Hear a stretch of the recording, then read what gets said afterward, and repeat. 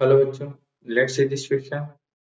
Catalytic efficiency of two different enzymes is compared by their दो enzyme जो है उनकी कैटालिटिक एफिशिएंसी जो है उसको किस तरह से कंपेयर किया जाता है। तो यहाँ पर ऑप्शन दिए हुए हैं प्रोडक्ट के द्वारा, मॉलिक्यूलर साइज के द्वारा, केएम वैल्यू के द्वारा और ऑप्टिमम वैल्यू के द्वारा। यहाँ पर कैटालिटिक एफिशिएंसी की जब भी बात की जाती है तो ये कैलकुलेट की जाती है माइकलिस मेंटेन कांस्टेंट से, केएम वैल्यू से। और केएम वैल्यू क्या होती है?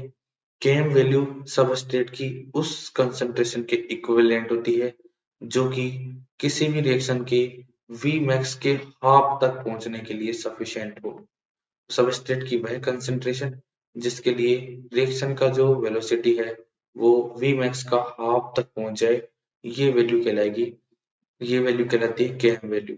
तो जिस एंजाइम के लिए केएम वैल्यू का मान ज्यादा होता है, केएम वैल्यू का मान ज्यादा होता है, उस एंजाइम के लिए सबस्ट्रेट की जो एफिनिटी होती है, सबस्ट्रेट से एफिनिटी होती है कम। सबस्ट्रेट एफिनिटी कम होगी और सबस्ट्रेट एफिनिटी कम होगी तो यहाँ पर ये एंजाइम जो है उसकी ज्यादा कंसंट्रेशन की रिक्वायरमेंट होती है हमें किस तक पहुंचने के लिए, वी मैक्स के हाफ तक पहुंचने के लिए। तो यहाँ ऐसे एंजाइम्स जिनमें केएम वैल्यू ज्यादा है उनकी एफिशिएंसी कम होती है बजाय किसके जिनकी केएम वैल्यू कम है। केएम वैल्यू कम है तो जब सबस्ट्रेट की कम कंसंट्रेशन होगी तभी जो है वीमैक्स का हाफ प्राप्त हो जाएगा।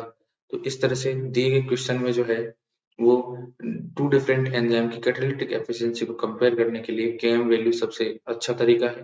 तो इस क्वेश्चन का आंसर होगा ऑप्शन सी, केएम वैल्यू से माइकलिस मेंटेन कांस्टेंट की जो वैल्यू है उससे पता लगेगा कि दो एंजाइम में से कौन ज्यादा कैटालिटिकली कोएफिशिएंट है, कौन सा ज्यादा एफिशिएंट है। प्रोडक्ट बनने की दर से या प्रोडक्ट बनने से हम डिसाइड नहीं कर सकते कि दोनों में से कौन सा एंजाइम ज्यादा एफिशिएंट है।